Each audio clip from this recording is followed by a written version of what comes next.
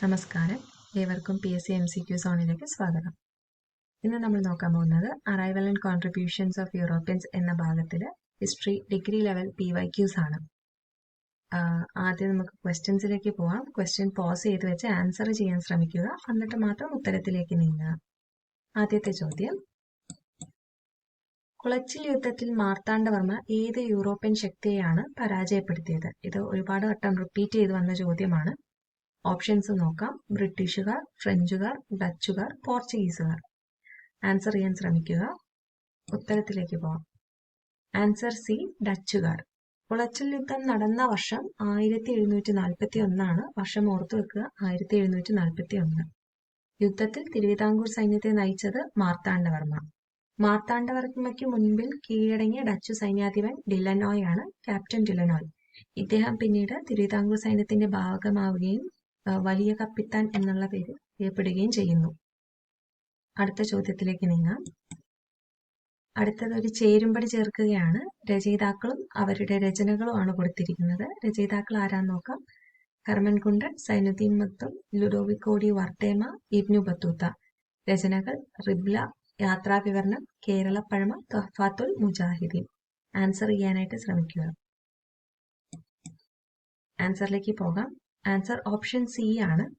ഓരോ പെയറും നമുക്കൊന്ന് എക്സാമൈൻ ചെയ്യാം. ഒന്നാമത്തത് ഹെർമൻ ഗുണ്ടട്ടാണ്. അദ്ദേഹത്തിന്റെ കേരളപ്പഴമയാണ്.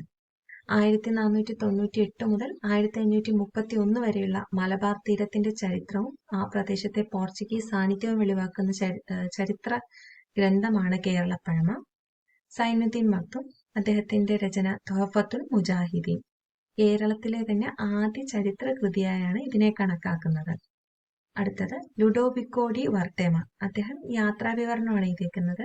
അത് ഇറ്റനറിയോ എന്ന പേരിലുള്ള ഒരു യാത്രാവിവരണമാണ്. ഇദ്ദേഹം ഇറ്റലിക്കാരനായ ഒരു സഞ്ചാരിയാണ്. പോർച്ചുഗീസുകാരുടെ കൂടെ ചാരനായി നിന്ന് സാമൂതിരിക്കെതിരായി അവരെ സഹായിച്ച നിലയിലും കുപ്രസിദ്ധി നേടിയ വ്യക്തിയാണ് വർത്തേമ. അവസാനം ഇബ്നു ബത്തൂത്ത. അദ്ദേഹത്തിന്റെ രചന റിബ്ല അല്ലെങ്കിൽ റിഹ്ല എന്ന പേരിൽ അറിയപ്പെടുന്നു. ഇദ്ദേഹം മൊറോക്കോയിൽ നിന്ന് വന്നൊരു സഞ്ചാരിയാണ്. 14-ാം നൂറ്റാണ്ടിലാണ് ഇദ്ദേഹം ജീവിച്ചിരുന്നത്. അടുത്ത ചോദ്യത്തിലേക്ക് പോകാം. ഈസ്റ്റ് ഇന്ത്യ കമ്പനിയുടെ വരവിന് മുൻപുള്ള ഏത് പ്രത്യേക വ്യാപാര കരാറാണ് അറബിക്കടലിലെ സമുദ്രശക്തിയുടെ സന്തുലിതാവസ്ഥയെ ഗണ്യമായി മാറ്റി അതുവഴി മലബാറിന്റെ തീരദേശ വ്യാപാരത്തിന് പിൽക്കാല ദുർബലതയ്ക്ക് പരോക്ഷമായി സംഭാവന നൽകിയത്? ഇത് ഇപ്രാവശ്യം നടന്ന KS പരീക്ഷയിൽ വന്ന ചോദ്യമാണ്. ഓപ്ഷൻ എ, ജിദ്ദ ഉടമ്പടി. ഓപ്ഷൻ ബി, വെനീഷ്യൻ കൊച്ചി സുഗന്ധവ്യഞ്ജന ഉടമ്പടി. ഓപ്ഷൻ സി, പോർച്ചുഗീസ് കാലിക്കറ്റ് വ്യാപാര ഉടമ്പടി. ഓപ്ഷൻ ഡി, ഒട്ടോമൻ തിരുവിതാംകൂർ സമുദ്ര ഉടമ്പടി. ട്രൈ ചെയ്ത് നോക്കുക ആൻസർ ചെയ്യാനായിട്ട്. ആൻസറിലേക്ക് മൂവ് ചെയ്യാം. ഓപ്ഷൻ സി, പോർച്ചുഗീസ് കാലിക്കറ്റ് വ്യാപാര ഉടമ്പടിയാണ് ഉത്തരം. 1513 ഒരു ക്രിസ്മസ് തലേന്ന് സാമൂതിരിയും അൽബുക്കർക്കിയും തമ്മിലാണ് ഈ ഉടമ്പടി ഒപ്പുവെക്കുന്നത്. ഈ കരാറോടുകൂടി സാമൂതിരി നിശ്ചിത വിലയ്ക്ക് കുരുമുളക് വ്യാപാരം നടത്താൻ പോർച്ചുഗീസുകാരെ അനുവദിക്കുന്നു. കുരുമുളകിന്റെ വില കൊച്ചി വിപണിയിലെ ഭരണി വിലയ്ക്ക് തുല്യമായി നിശ്ചയിച്ചു. ഇതാണ് പോർച്ചുഗീസ് കാലിക്കറ്റ് വ്യാപാര കരാർ. 1513 വർഷം ഓർത്തുവെക്കുക. അടുത്ത ചോദ്യത്തിലേക്ക് നീങ്ങാം. 1795 ഇംഗ്ലീഷ് ഈസ്റ്റ് ഇന്ത്യ കമ്പനിയും തിരുവിതാംകൂറും തമ്മിൽ ഒപ്പുവെച്ച ഏത് ഉടമ്പടിയാണ് തിരുവിതാംകൂറിന്റെ സാമ്പത്തിക സ്വയംഭരണത്തെ സാരമായി ബാധിച്ചത്? ഓപ്ഷൻ എ, മംഗലാപുരം ഉടമ്പടി. ഓപ്ഷൻ ബി, ശ്രീരംഗപട്ടണം ഉടമ്പടി. ഓപ്ഷൻ സി, മാവേലിക്കര ഉടമ്പടി. ഓപ്ഷൻ ഡി, കൊച്ചി ഉടമ്പടി. ഉത്തരത്തിലേക്ക് പോകാം. ഓപ്ഷൻ സി, മാവേലിക്കര ഉടമ്പടിയാണ് ഉത്തരം. 1795 ഉടമ്പടി ബ്രിട്ടീഷ് ആധിപത്യം ഉറപ്പിക്കുകയാണ് ചെയ്യുന്നത്. ടിപ്പു സുൽത്താനെ പോലുള്ള ഭീഷണികൾക്കെതിരെ പ്രതിരോധത്തിന് പകരമായി തിരുവിതാംകൂർ ബ്രിട്ടീഷ് സംരക്ഷണവും ഒരു റെസിഡന്റും സ്വീകരിച്ചു. ഇത് കേരളത്തിൽ ബ്രിട്ടീഷ് നിയന്ത്രണം വർദ്ധിപ്പിക്കുന്ന ഒരു കാലഘട്ടത്തിന് തുടക്കമിട്ടു. ഈ ഉടമ്പടിയോടുകൂടി തിരുവിതാംകൂർ സബ്സിഡറി അലയൻസിന് കീഴിലേക്ക് വരികയാണ് ചെയ്യുന്നത്. അടുത്ത ക്വസ്റ്റ്യനിലേക്ക് പോവാം. വീണ്ടും ഒരു ചേരുംപടി ചേർക്കുകയാണ്. പുസ്തകങ്ങളും രചയിതാക്കളും. പുസ്തകങ്ങളിലൂടെ പോകാം. ഹോർത്തൂസ് മലബാറിക്കസ്, മാമാങ്കം കിളിപ്പാട്ട്, പെരുമാൾ തിരുമൊഴി തുഹഫത്തുൽ മുജാഹിദീൻ. രചയിതാക്കൾ കാടഞ്ചേരി നമ്പൂതിരി, ഷെയ്ഖ് സൈനുദ്ദീൻ, ഹെൻറിക് വാൻറിഡ്, കുലശേഖര ആൾവാർ. ഇത് ആൻസർ ചെയ്യാനായിട്ട് ശ്രമിക്കുക. വീഡിയോ പോസ് ചെയ്ത് വെച്ച് ആൻസർ ചെയ്യുക. അതിനുശേഷം മാത്രം ഉത്തരത്തിലേക്ക് നീങ്ങുക. നമുക്ക് ഉത്തരം നോക്കാം. ആൻസർ ഓപ്ഷൻ എ ആണ്. എ, ഹോർത്തൂസ് മലബാറിക്കസ് ഹെൻറിക് വാൻറിഡ് ആണ് എഴുതിയത്. കേരളത്തിലെ സസ്യസമ്പത്തിനെ കുറിച്ച് 17-ാം നൂറ്റാണ്ടിന്റെ ഉത്തരാർദ്ധത്തിൽ ലാറ്റിൻ ഭാഷയിൽ പ്രസിദ്ധീകരിച്ച ഗ്രന്ഥമാണ് ഹോർത്തൂസ് മലബാറിക്കസ്. മലബാറിന്റെ ഉദ്യാനം എന്നാണ് ഹോർത്തൂസ് മലബാറിക്കസ് എന്ന വാക്കിനർത്ഥം. മാമാങ്കൻ കിളിപ്പാട്ട് രചിച്ചത് കാടഞ്ചേരി നമ്പൂതിരിയാണ്. തിരുനാവായിൽ നടക്കുന്ന മാമാങ്കത്തിന്റെ മഹത്വം, ആചാരങ്ങൾ, ജനങ്ങളുടെ സാംസ്കാരിക ജീവിതം എന്നിവ വിശദമായി വിവരിക്കുന്ന ഒരു കൃതിയാണിത്. സാമൂതിരിയുടെ കാലഘട്ടത്തിലേക്ക് നിർണായക ഉൾക്കാഴ്ചകൾ നൽകുന്നുണ്ട്. അടുത്തത് പെരുമാൾ തിരുമൊഴി, കുലശേഖര ആൾവാറാണ് ഇത് എഴുതിയിട്ടുള്ളത്. അവസാനം തുഹഫത്തുൽ മുജാഹിദീൻ, ഷെയ്ഖ് സൈനുദ്ദീൻ മഖ്ദൂം. അപ്പോൾ ഈ ചോദ്യം എല്ലാവരും അറ്റൻഡ് ചെയ്തെന്ന് വിചാരിക്കുന്നു. അടുത്ത ചോദ്യത്തിലേക്ക് പോകാം. കേരളത്തിലേക്കുള്ള യൂറോപ്യന്മാരുടെ വരവിനെ കുറിച്ച് താഴെ പറയുന്ന പ്രസ്താവനകളിൽ ഏതാണ് ശരി?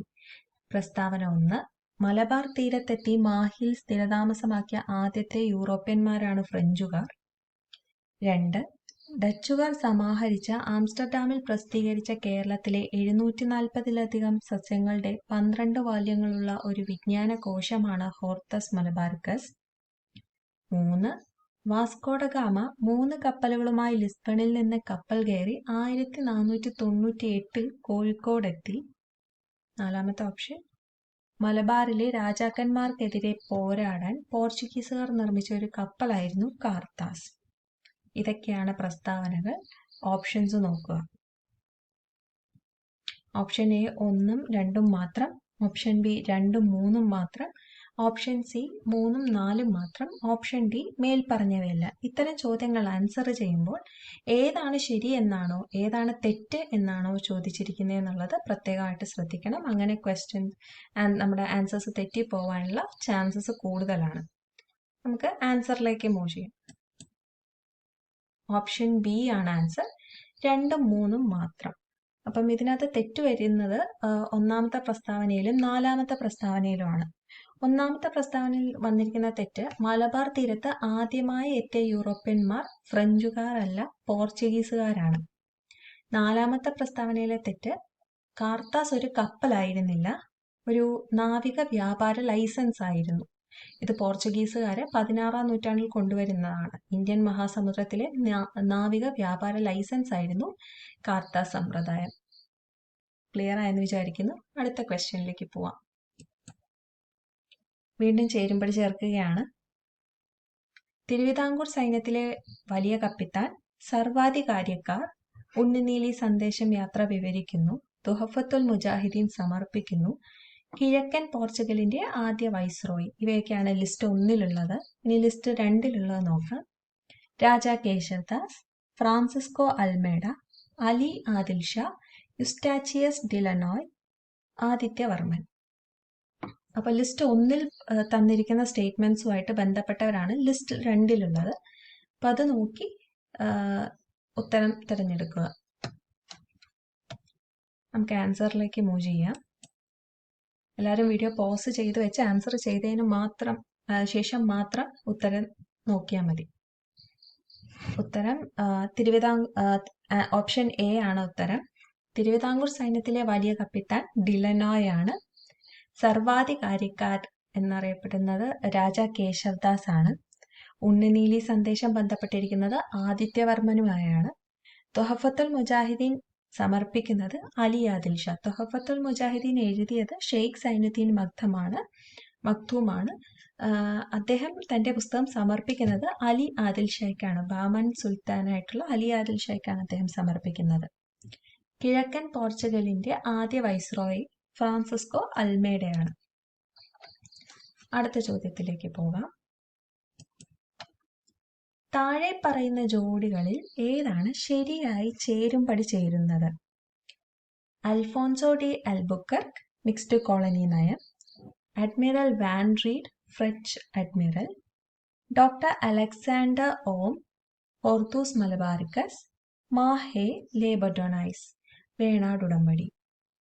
ഇതൊക്കെയാണ് ജോഡികൾ. ഇതിനകത്ത് ഏതാണ് ശരിയായി ചേരുംപടി ചേർത്തിരിക്കുന്നതെന്നാണ് ചോദിക്കുന്നത്.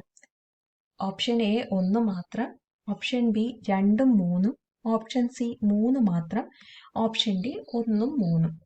അപ്പോൾ ഉത്തരം തിരഞ്ഞെടുക്കുക. നമ്മൾ ആൻസറിലേക്ക് വന്നു കഴിഞ്ഞു. ഓപ്ഷൻ എ 1 മാത്രമാണ് ശരി. അൽഫോൺസോ ഡി അൽബുക്കർക്ക് മിക്സ്ഡ് കോളനികളുടെ നയവുമായിട്ടാണ് ബന്ധപ്പെട്ടിരിക്കുന്നത്. അപ്പോൾ ബാക്കി 3 എന്താണ് തെറ്റ് വന്നതെന്ന് നോക്കാം. Admiral Van read Hortus Malabaricus ആയിട്ട് ബന്ധപ്പെട്ടിരിക്കുന്നതാണ്. അദ്ദേഹത്തിന്റെ പുസ്തകമാണ് ഹോർത്തൂസ് മലബാറിക്കസ്. മാഹെ ലേബഡോണൈസ്, അദ്ദേഹം ഒരു ഫ്രഞ്ച് അഡ്മിറൽ ആണ്. ഡോക്ടർ അലക്സാണ്ടർ ഓം, അദ്ദേഹം ബന്ധപ്പെട്ടിരിക്കുന്നത് വേണാട് ഉടമ്പടിയായിട്ടാണ്. 1723 അഞ്ചംഗ കോട്ടയിൽ മാർത്താണ്ഡവർമ്മയും അലക്സാണ്ടർ ഓർമും ചേർന്ന് ഒപ്പുവെച്ച ഉടമ്പടിയാണ് വേണാട് ഉടമ്പടി. അടുത്ത ചോദ്യത്തിലേക്ക് പോകാം. യൂറോപ്യന്മാരുടെ കേരളത്തിലെ വരവ് സംബന്ധിച്ച് താഴെ പറയുന്നവയിൽ ഏതാണ് തെറ്റ്? ഇവിടെ ചോദ്യം ശ്രദ്ധിക്കുക, ഏതാണ് തെറ്റെന്നാണ് ചോദിച്ചിരിക്കുന്നത്. പ്രസ്താവന 1, കേരളത്തിലെ പോർച്ചുഗീസുകാരുടെ മതനയം ഉദാരവും പ്രബുദ്ധവുമായിരുന്നു. പ്രസ്താവന 2, 1741 കുളച്ചൽ യുദ്ധത്തിൽ മാർത്താണ്ഡവർമ്മ ഡച്ചുകാരെ പരാജയപ്പെടുത്തി. പ്രസ്താവന 3, ഹൈദരാലിയും ഇംഗ്ലീഷ് ഈസ്റ്റ് ഇന്ത്യ കമ്പനിയും തമ്മിൽ ശ്രീരംഗപട്ടണം ഉടമ്പടി ഒപ്പുവെച്ചു. ഓപ്ഷൻ 4, ഇംഗ്ലീഷുകാർക്കെതിരെ പോരാടിയ പാലിയത്തച്ഛനായിരുന്നു കൊച്ചിയിലെ മുഖ്യമന്ത്രി. ചുവടെ നൽകിയിരിക്കുന്ന കോഡുകളിൽ നിന്ന് ശരിയായ ഉത്തരം തിരഞ്ഞെടുക്കുക. കോഡുകളിലൂടെ കടന്നു പോവുക, വീഡിയോ പോസ് ചെയ്ത് വെച്ച് ആൻസർ ചെയ്യാനായിട്ട് ശ്രമിക്കുക. നമുക്ക് ആൻസറിലേക്ക് പോകാം. ഓപ്ഷൻ സി 1ഉം 3ഉം മാത്രമാണ് ഉത്തരം. ഇതിനകത്ത് തെറ്റ് ഏതാണെന്നാണ് ചോദിച്ചിരിക്കുന്നത്. തെറ്റ് 1ഉം 3ഉം ആണ്. അപ്പൊ എന്താണ് 1ലും 3ലും വന്ന തെറ്റെന്ന് നോക്കാം. പോർച്ചുഗീസുകാരുടെ മതനയം ഉദാരവും പ്രബുദ്ധവുമായിരുന്നില്ല എന്നുള്ളതാണ്. അവര് ഫോഴ്സ്ഡ് ആയിട്ടുള്ള കൺവേർഷനും കാര്യങ്ങളൊക്കെ നടത്തിയിരുന്നു. അതുകൊണ്ട് തന്നെ അവരുടെ മതനയം ഉദാരവും പ്രബുദ്ധവും ആയിരുന്നില്ല. 4ാമത്തെ ചോദ്യത്തിലെ തെറ്റ്, ടിപ്പു സുൽത്താനും ബ്രിട്ടീഷ് ഈസ്റ്റ് ഇന്ത്യ കമ്പനിയും തമ്മിലാണ് 1792 ശ്രീരംഗപട്ടണം ഉടമ്പടി ഒപ്പുവെച്ചത്. അല്ലാതെ ഇത് 3ാം ആംഗ്ലോ മൈസൂർ യുദ്ധത്തിന് കാരണമായി. ഹൈദരാലിയുമായിട്ടല്ല ശ്രീരംഗപട്ടണം ഉടമ്പടി ഒപ്പുവെക്കുന്നത്. അടുത്ത ചോദ്യത്തിലേക്ക് പോകാം. താഴെ തന്നിരിക്കുന്നവയിൽ കേരള പോർച്ചുഗീസ് ബന്ധങ്ങളെ സംബന്ധിച്ചുള്ള ശരിയായ പ്രസ്താവനകൾ ഏതെല്ലാം? 1498 മെയ് മാസത്തിൽ വാസ്കോഡ ഗാമ കോഴിക്കോട് എത്തി. പ്രസ്താവന 2, 1500 പെദ്രോ അൽവാരസ് കബ്രാളിന്റെ നേതൃത്വത്തിൽ 2ാം പോർച്ചുഗീസ് സംഘം കേരളത്തിലെത്തി. പ്രസ്താവന 3, 1502 വാസ്കോഡ ഗാമ 2ാം തവണ കേരളത്തിലെത്തി. പ്രസ്താവന 4, പോർച്ചുഗീസുകാർ കേരളം വിടുന്നതുവരെ കോലത്തിരിമാരുമായി അവർക്ക് സ്ഥിരവും തുടർച്ചയുള്ളതുമായ സൗഹൃദമാണ് ഉണ്ടായിരുന്നത്. ഇതിൽ ശരിയായ പ്രസ്താവനകളാണ് ചോദിച്ചിരിക്കുന്നത്. അതനുസരിച്ച് കോഡുകൾ നോക്കി ശരിയുത്തരം തിരഞ്ഞെടുക്കുക.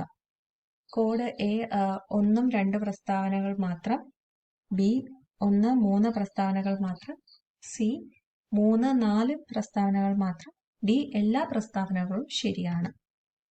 ഉത്തരം കണ്ടുപിടിക്കുക. നമുക്ക് ഉത്തരത്തിലേക്ക് നീങ്ങാം.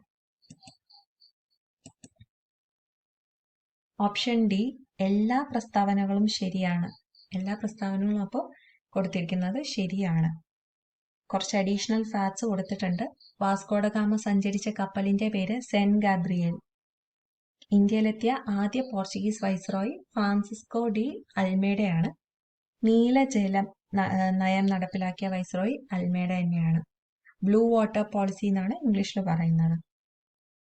അടുത്ത ക്വസ്റ്റ്യനിലേക്ക് പോവാം. കേരളത്തിലെ ജർമ്മൻ വ്യാപാരം പരിഗണിക്കുമ്പോൾ ഏത് പ്രസ്താവനയാണ് ശരി?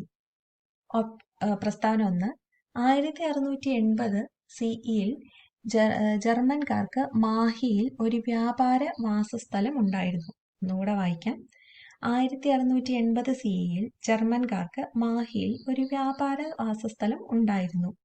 പ്രസ്താവന 2, ജർമ്മൻകാർക്ക് കൊച്ചിയിൽ സെന്റ് ബർത്തലോമയുടെ പേരിൽ ഒരു പള്ളി ഉണ്ടായിരുന്നു. ഇതിൽ ഏത് പ്രസ്താവനയാണ് ശരി എന്നാണ് ചോദിച്ചിരിക്കുന്നത്. ഓപ്ഷൻസിലൂടെ കടന്നു പോവാം. ഓപ്ഷൻ എ 1 മാത്രം, ഓപ്ഷൻ ബി 2 മാത്രം, ഓപ്ഷൻ സി 1ഉം 2ഉം, ഓപ്ഷൻ ഡി 1ഉം അല്ല 2ഉം അല്ല. ആൻസർ കണ്ടുപിടിക്കുക, ശ്രമിക്കുക. ആൻസറിലേക്ക് പോകാം. ആൻസർ ഓപ്ഷൻ ബി 2 മാത്രമാണ്.